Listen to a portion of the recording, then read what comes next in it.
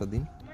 পেঁয়াজ দিলাম, সামথিং লঙ্কা অ্যাড করলাম, আর গাজরের স্যালাড, তার সঙ্গে কয়েক ফোঁটা লেবুর রস যোগ করলাম।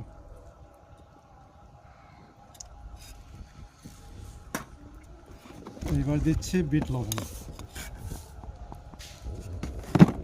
দিয়ে বেশ ভালো করে নাড়ি ছাড়িয়ে মেখে নিলাম। এবার পরিমাণ মতো চানাচুর দিয়ে এটাকে ভালো করে মিক্সার করে দেবো, মাখিয়ে দেবো।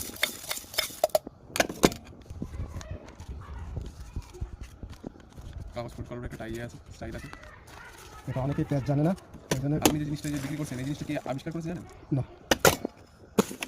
আমার জানা নেই। ভাই তুমি ধরতে পারবেন, আমি ধরবো। আচ্ছা ফেলে দেবেন এখন।